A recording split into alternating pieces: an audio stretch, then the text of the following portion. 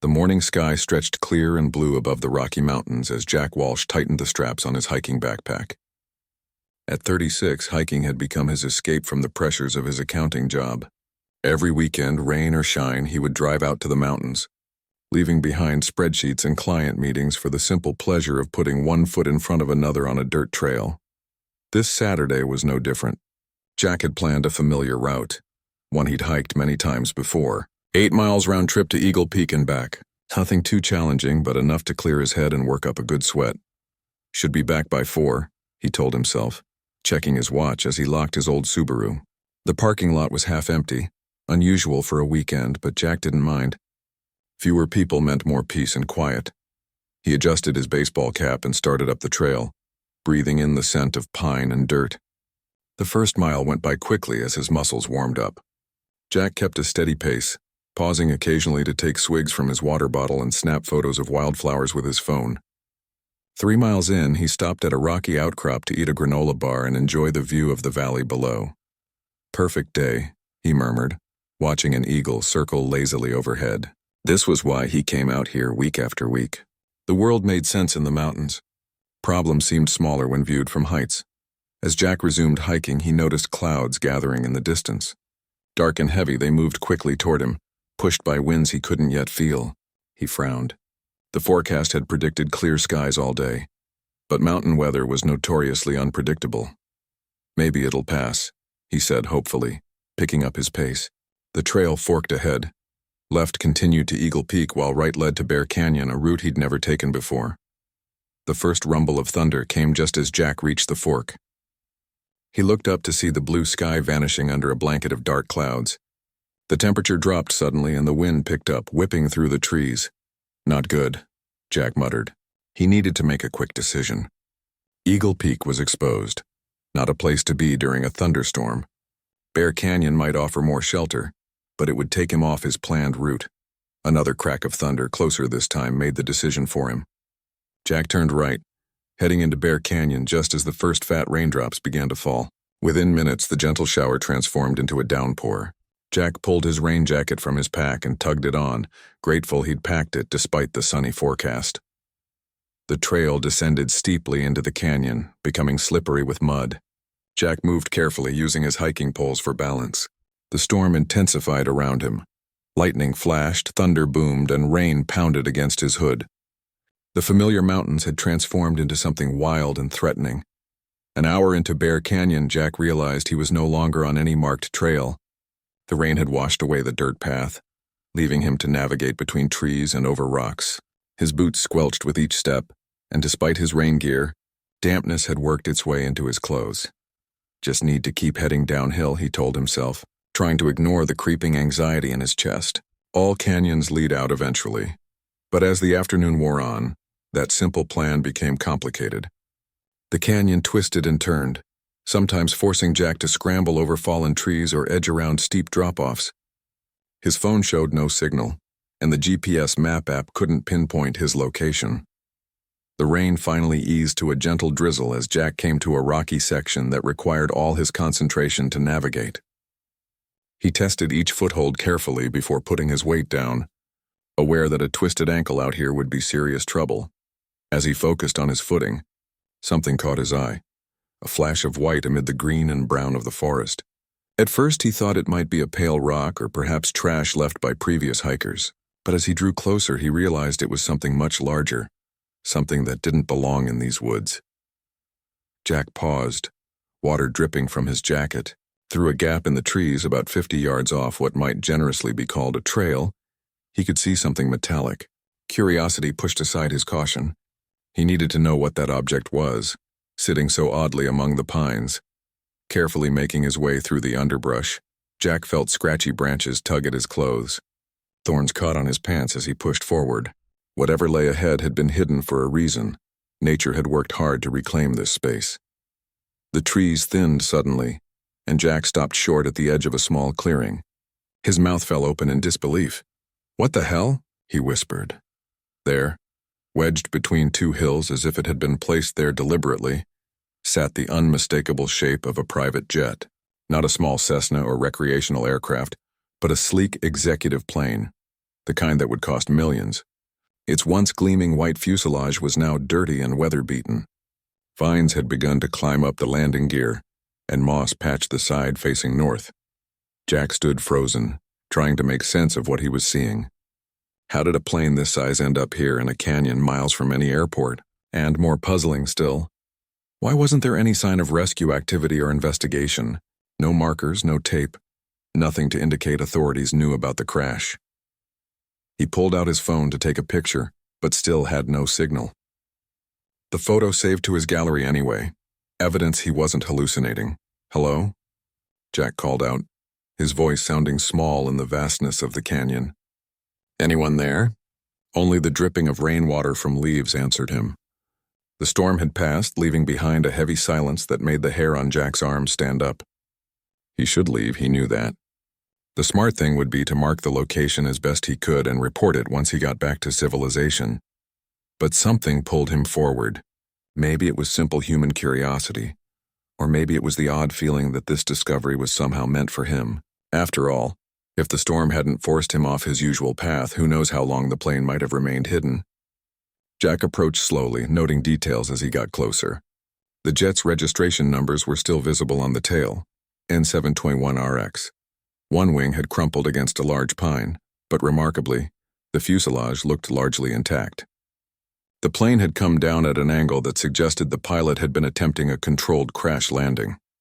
Had to be at least a year ago, Jack murmured to himself, judging by the weathering and plant growth. He circled carefully around the aircraft, looking for signs of what had happened after the crash. There were no obvious human remains outside, no scattered luggage or equipment. When he reached the front of the plane, he saw that the main cabin door hung partially open, like an invitation. Or a warning. Jack hesitated. Every instinct told him entering the plane crossed some line. This wasn't just a curious find anymore. It was potentially a crash site, maybe even a crime scene. But the lack of any official presence puzzled him. Surely a missing private jet would trigger a massive search. "Hello?" he called again, louder this time. "Anyone in there?" The silence that followed seemed to confirm what logic already told him. No one could have survived in that plane for months or years. Still, Jack felt a chill that had nothing to do with his damp clothes. He took a deep breath and made a decision. He would take a quick look inside, just to see if there were any obvious clues about what had happened. Then he would hike back out and alert the authorities, simple and responsible. With one last glance around the quiet clearing, Jack stepped carefully toward the hanging door, unaware that what waited inside would change his life forever. Jack paused at the hanging door of the private jet, feeling like he was crossing an invisible boundary. The metal steps that would normally help passengers climb aboard had been partially crushed in the crash, creating a jagged obstacle he'd need to navigate. "Anyone in there?" he called again, louder this time. His voice echoed strangely against the metal hull. No response came from within the darkened cabin. Taking a deep breath, Jack pulled his small flashlight from his backpack's side pocket. The afternoon light was beginning to fade as clouds from the recent storm still blocked much of the sun. He tested the stability of the crumpled steps with one foot, then carefully hauled himself up and through the partially open door. The smell hit him first, a musty mix of mildew, stale air, and something else he couldn't quite identify. Not the awful smell of death he'd feared, thankfully, but the unmistakable scent of abandonment and decay. Jack's flashlight beam cut through the gloom, revealing an interior that spoke of extreme wealth. Despite the damage from the crash, he could see plush leather seats, wood paneling, and what appeared to be gold fixtures in the cabin. This wasn't just any private jet. It was the kind of aircraft that belonged to the super-rich or powerful. "Hello?" he called one last time, his voice sounding muffled in the confined space. The beam of his flashlight swept across the main cabin area. Everything was in disarray. Seats twisted from their moorings, ceiling panels hanging down, personal items scattered across the floor. But what struck Jack most was how untouched it all seemed. If someone had survived the crash, wouldn't they have taken supplies with them? And if rescue teams had found the plane, why would they leave everything behind? Jack moved carefully through the cabin, mindful of sharp objects and uneven footing. His hiking boots crunched on broken glass from what had once been expensive crystal drinkware. He picked up a bottle that had somehow remained intact, a rare whiskey that probably cost more than his monthly salary. Someone was living large, he muttered, setting the bottle back on a fallen table. As he moved deeper into the aircraft, Jack's unease grew. The jet had clearly been outfitted for luxury travel, with a small conference area, entertainment system, and even what appeared to be a bedroom in the rear. But there were details that seemed off, like the reinforced cases bolted to the floor under some of the seats. Jack knelt to examine one that had broken open in the crash. Inside, he found foam cutouts that suggested the case once held something with a very specific shape. The outline reminded him of handguns, though the case was now empty. What kind of businessman needs this much security? He wondered aloud, the sound of his voice providing small comfort in the eerie silence. Moving toward the cockpit, Jack noticed more signs that this was no ordinary executive flight. A sophisticated communication system had been installed alongside the standard equipment, and there were multiple phones secured in charging stations. The cockpit door hung open at an odd angle, and Jack had to squeeze past it to look inside. The pilot and co-pilot seats were empty, but the instrument panel showed severe damage. Something had punched through the windshield, leaving a spiderweb of cracks across the remaining glass. Dark stains on the pilot's seat made Jack's stomach turn. "That's blood," he whispered, stepping back quickly. The implications were sinking in. Someone had been injured, possibly killed, in this crash. But where were the bodies? Where was any evidence of rescue or recovery? Jack retreated from the cockpit, his mind racing. He needed to document what he'd found before leaving. Using his phone, he took photos of the cabin, the broken case, the cockpit with its troubling stains. Even without a signal, the photos would save to his device. As he was about to exit the plane, something caught his eye. A sleek laptop computer wedged between seat cushions. Unlike everything else in the cabin, the laptop seemed to have been deliberately hidden rather than thrown there by the impact. Jack hesitated. Taking anything from the crash site felt wrong, possibly even illegal. But the laptop might contain information about who had been on the plane and what had happened to them. After a moment's deliberation, he carefully extracted it and slipped it into his backpack. Outside the jet, the forest had grown quiet as evening approached. Jack checked his watch. He'd spent nearly an hour exploring the crash site, and daylight was running short. He needed to find his way back to a marked trail soon or risk being stuck overnight in unfamiliar territory. Using his phone's compass, Jack oriented himself toward what he hoped was the direction back to Bear Canyon's main trail. Before leaving the clearing, he used his hiking poles and some fallen branches to create an obvious marker, a large X that would be visible to anyone passing nearby. "Just in case," he murmured, though he wasn't sure who he was leaving the sign for. Rescue teams that were years too late, or someone else entirely. As Jack pushed back through the underbrush, his mind filled with questions. The private jet's presence deep in the wilderness was impossible to explain through normal circumstances. Its registration number would be traceable, he knew that much. Somebody somewhere must be looking for this aircraft, or maybe they'd given up long ago. The hike back was arduous. Without a clear trail to follow, Jack had to navigate by instinct and his limited knowledge of the area's geography. All canyons eventually led downward, he reminded himself. If he kept heading down, he'd eventually reach civilization. As the light dimmed further, Jack had to make a difficult decision. Hiking in darkness through unfamiliar terrain was dangerous, but setting up an impromptu camp didn't appeal either. He had only limited supplies: a small emergency blanket, some energy bars, and half a bottle of water. 2 more hours, he decided, switching on his headlamp. If I don't find a trail by then, I'll stop for the night. The forest took on an otherworldly quality in the beam of his headlamp. Shadows jumped and shifted, and more than once Jack startled at what he thought was movement nearby. His mind kept returning to the plane behind him, to the blood-stained cockpit and empty gun cases. What kind of people had been on that jet? And more importantly, where were they now? An hour into his hike, Jack's foot caught on an exposed root, sending him tumbling down a short, steep slope. He landed hard, pain shooting through his ankle. Cursing under his breath, he sat up and gingerly tested his injury.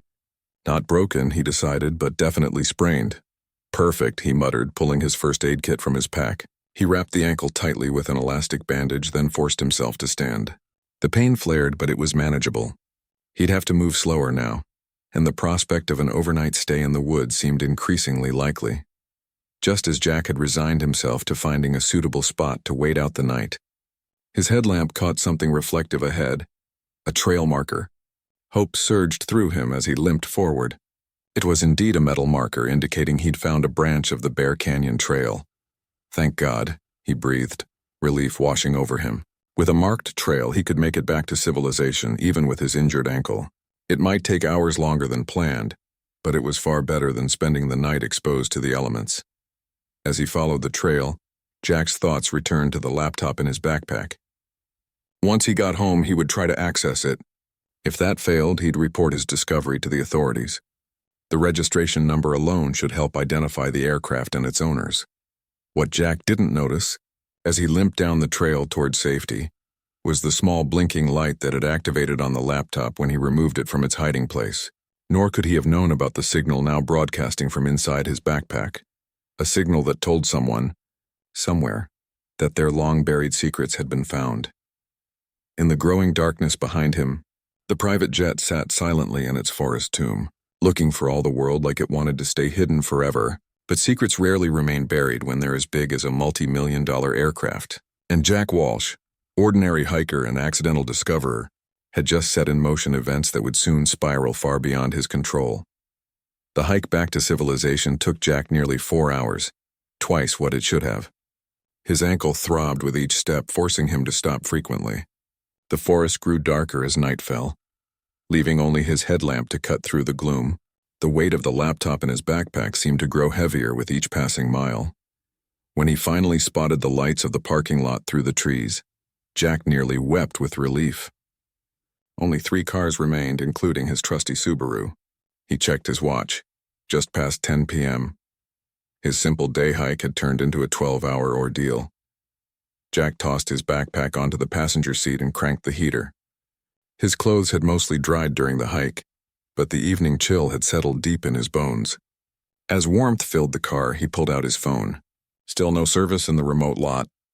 Got to get somewhere with a signal, he muttered, starting the engine. The drive down the winding mountain road required all of Jack's concentration. His ankle protested each time he pressed the brake pedal, and exhaustion tugged at his eyelids. The events of the day swirled in his mind. The storm, the hidden plane, the blood-stained cockpit. None of it seemed real now that he was back in his car, heading toward normal life. 20 minutes down the mountain, his phone chimed as it picked up service.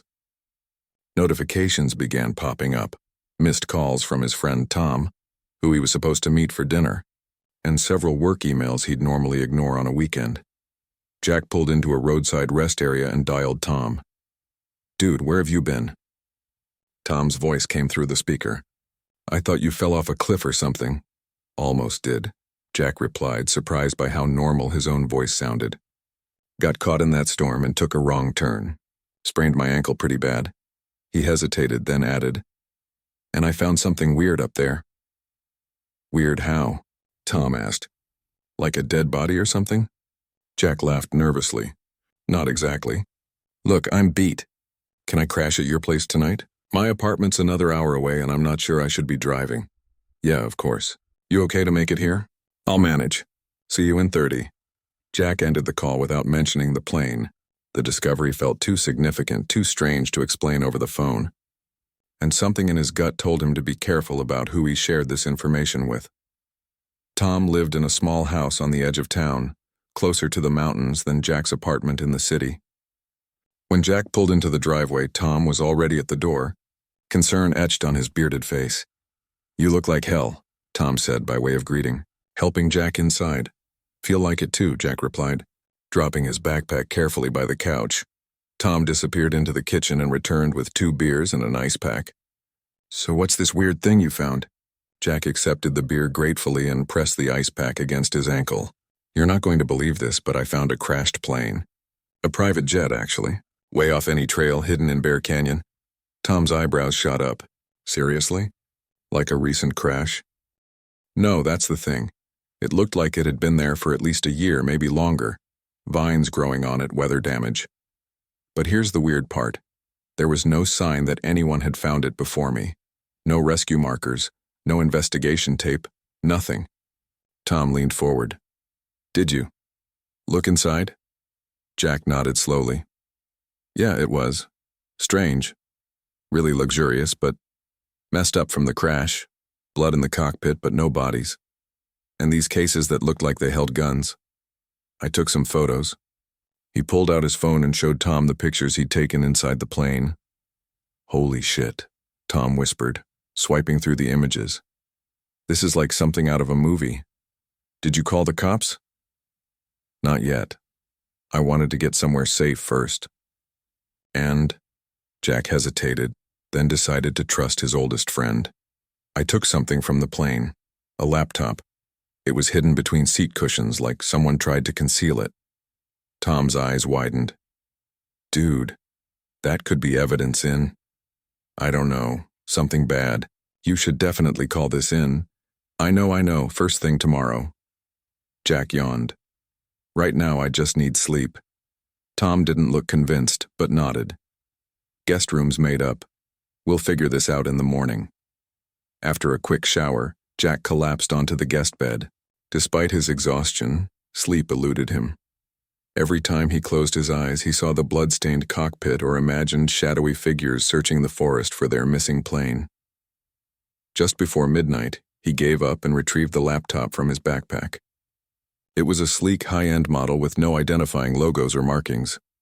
Jack opened it, half expecting to find a dead battery after all this time. To his surprise, the screen lit up immediately, displaying a login prompt. Of course it's password protected, he muttered. He tried a few obvious passwords. Admin. Password. 1234. Knowing they wouldn't work but unable to resist trying. After the third failed attempt, a message appeared on screen. Biometric authentication required. A small circle lit up on the keyboard, a fingerprint scanner. Jack stared at it, feeling a chill run down his spine. Whoever owned this laptop hadn't relied on just a password. This is way above my pay grade, he whispered, closing the laptop. He returned it to his backpack and finally fell into a troubled sleep, dreaming of planes falling from the sky and faceless men chasing him through endless forests. Morning brought clarity and a decision. After coffee and a quick breakfast, Jack called the local sheriff's office. I need to report finding a crashed aircraft, he told the dispatcher, trying to keep his voice level. 20 minutes later, he sat across from Sheriff Ray Dawson, a gray-haired man with weathered skin and sharp eyes that suggested he didn't miss much. So let me get this straight, Dawson said after Jack finished his story. You found a luxury private jet crashed in Bear Canyon, with no bodies but signs of violence, and you took a laptop from the scene? Put like that, Jack's actions sounded questionable at best. Yes, sir. I thought it might help identify who was on board. And you have photos? Jack handed over his phone. The sheriff swiped through the images slowly, his expression giving away nothing. Registration number clear as day, Dawson muttered, stopping on a photo of the plane's tail. N721RX. I'll run this through the system. He looked up at Jack. And the laptop? In my backpack. I didn't try to break into it or anything. Well, I tried a couple obvious passwords, but it needs a fingerprint. Dawson nodded. I'll need to take that as evidence along with copies of these photos. Where exactly did you find this plane? Be as specific as possible. Jack described the location as best he could, mentioning the marker he'd left and offering to guide a team back to the site if needed. That won't be necessary, Dawson said, making notes. We'll handle it from here. I appreciate you coming forward, Mr. Walsh. Not everyone would. Something in the sheriff's tone made Jack uneasy. Is there something I should know about this? Do you recognize the plane? Dawson's face remained neutral. We get reports of small aircraft incidents every few years in these mountains. Weather can turn nasty fast, as you discovered yourself. We'll investigate and be in touch if we need anything else.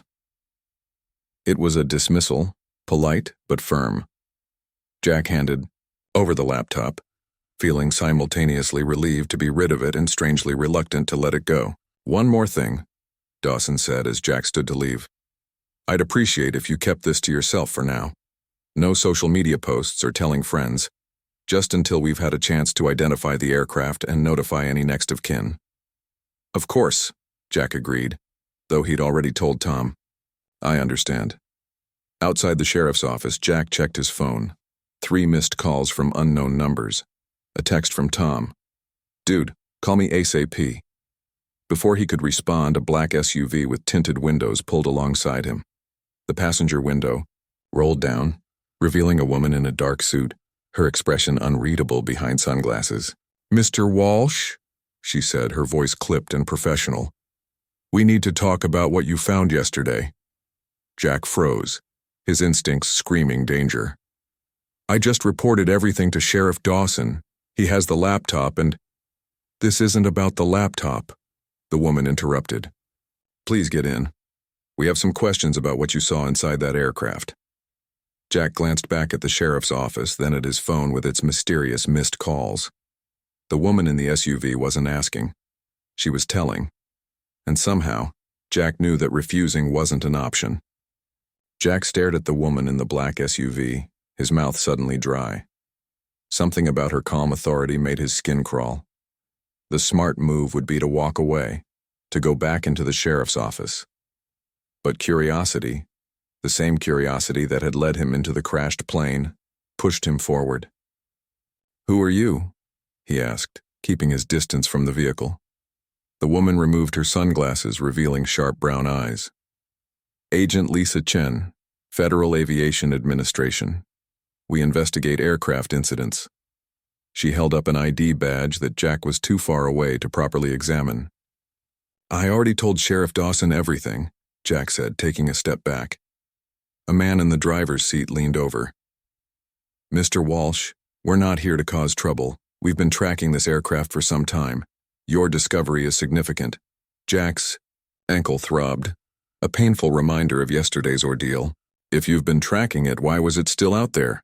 No rescue markers, no investigation teams? The agents exchanged glances. That's what we'd like to discuss, Agent Chen said.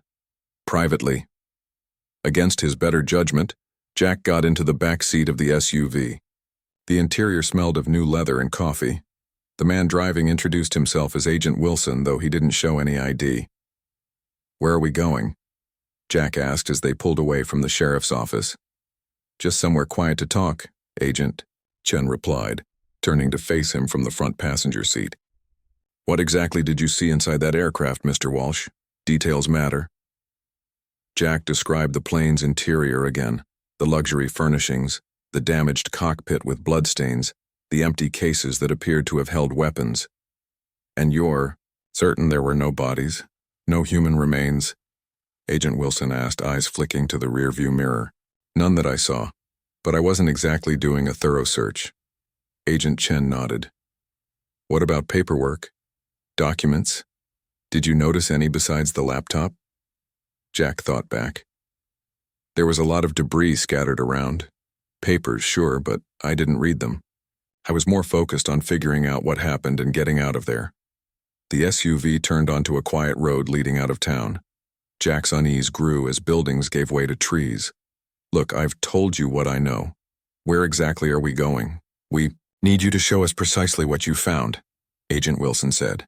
The laptop is encrypted beyond what local law enforcement can handle. You're the only one who's seen inside that plane. You want me to go back there? Now. Jack gestured to his wrapped ankle. I can barely walk. We'll get as close as possible by vehicle, Agent Chen assured him. A medical team is standing by if you need assistance. Jack stared out the window, watching the town recede behind them. Something felt wrong. Very wrong. I don't think Sheriff Dawson mentioned anything about the FAA getting involved, he said carefully. We move quickly in these cases, Agent Wilson replied too smoothly. Jack reached for his phone only to find his pocket empty. His stomach dropped. My phone. I must have left it at the sheriff's office. Don't worry, Agent Chen said. You can use mine if needed. But she made no move to offer it. The SUV continued along increasingly remote roads, eventually turning onto a dirt track that Jack recognized. It led toward the trailhead where he'd parked yesterday. But they drove past that lot, continuing on a narrower service road he hadn't known existed. After 20 minutes of jostling along the rough track, They reached a clearing where several vehicles were parked, more black SUVs, a large van, and what appeared to be a small mobile command center. "What is all this?" Jack asked. "Standard recovery operation," Agent Wilson said, parking alongside the other vehicles. Men and women in various uniforms moved purposefully around the site. Some wore tactical gear with no identifying markings. Others carried sophisticated-looking equipment. None of it looked like standard search and rescue to Jack. Agent Chen led him to the mobile command center, a large trailer with satellite dishes on top. Inside, screens displayed maps of the area and what appeared to be thermal imaging of the forest. A gray-haired man in a suit stood when they entered. "Mr. Walsh, thank you for your cooperation." "I'm Director Hayes," Jack nodded uncertainly. "What exactly is happening here? This seems like a lot for a year-old plane crash." Director Hayes gestured to a chair. "Please sit. Your ankle must be painful." He waited until Jack was seated before continuing. "What I'm about to tell you is classified. Normally civilians aren't brought into these matters, but circumstances are unusual." Jack's mouth went dry again. "Classified? What are you talking about?" "The aircraft you discovered wasn't just any private jet. It belonged to a man named Viktor Kozlov. Does that name mean anything to you?" Jack shook his head. Kozlov was one of the world's largest arms dealers. He supplied weapons to warlords, terrorist groups, and rogue states. "The plane you found disappeared 18 months ago while allegedly carrying Kozlov and several associates." Jack's mind raced back to the empty gun cases he'd seen. So it was a crash? An accident? Director Hayes' expression remained neutral. "That's what we need to determine." Kozlov had enemies, many enemies, and the circumstances of the disappearance were suspicious. One of the screens changed to show satellite imagery of Bear Canyon, with a red marker indicating the crash site. "We've had teams searching that area for months," Hayes continued. "The plane's emergency locator transmitter was disabled. The terrain blocked most scanning methods. Frankly, it's remarkable you stumbled upon it."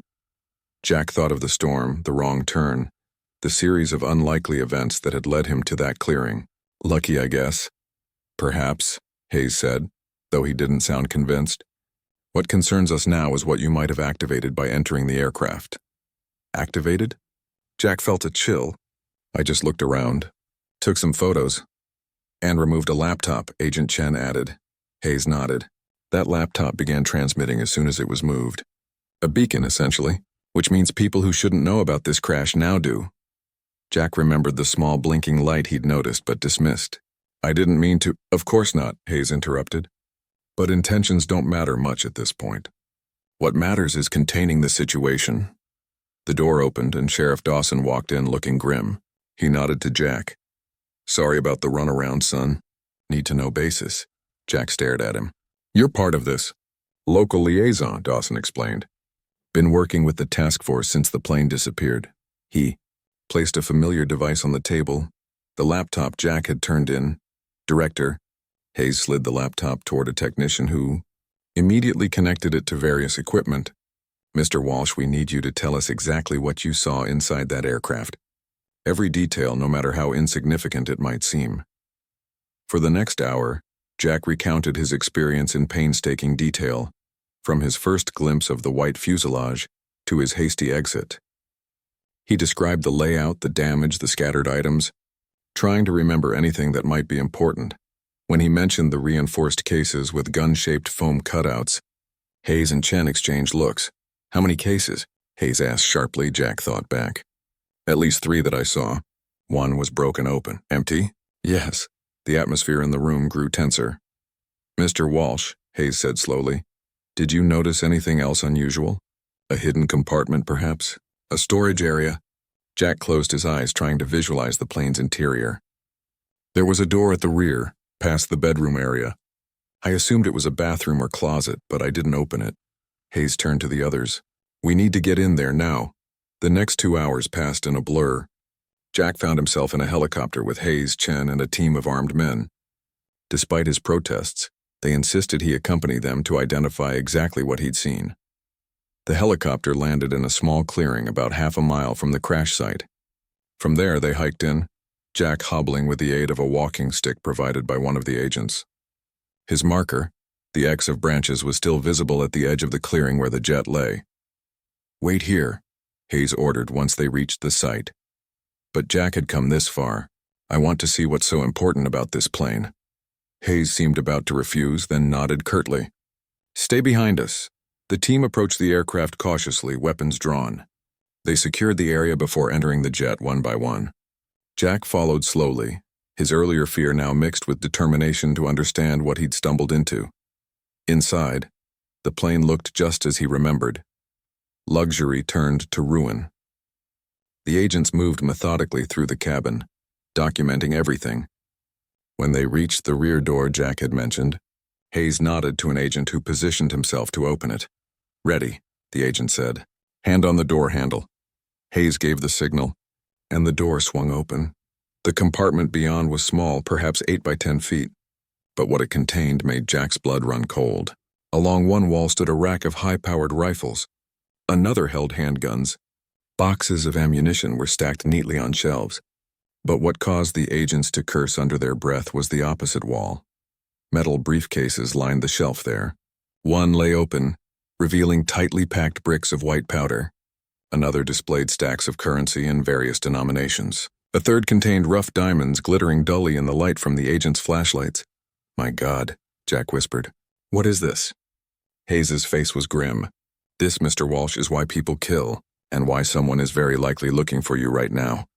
Jack stared at the hidden compartment's contents, his mind struggling to process the implications. Weapons, drugs, cash, diamonds. Enough contraband to put someone away for life, or enough to make someone very, very desperate to keep it all hidden. We need to move, Hayes said, his voice tight. Now.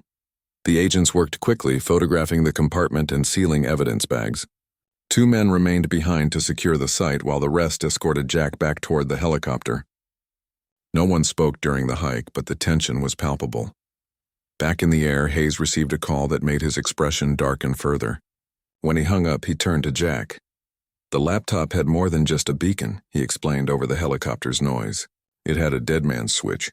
If it wasn't checked in with specific credentials every 30 days, it would send data to multiple servers. Moving it triggered an immediate transfer. What kind of data? Jack asked, though he suspected the answer. Everything. Flight plans. Client lists. Drop locations. Hayes's gaze was piercing. Names of Kozlov's government contacts. Jack's stomach twisted. So people know the plane's been found. Bad people. Very bad people, Hayes confirmed, including some who'd prefer their connections to an arms dealer remain buried. Literally. The helicopter banked sharply, heading not back toward the command center, but deeper into the mountains. Where are we going? Jack shouted over the rotor noise. Safe house, Agent Chen replied. You need protection until we sort this out. The safe house turned out to be a small cabin tucked into a remote valley, accessible only by air.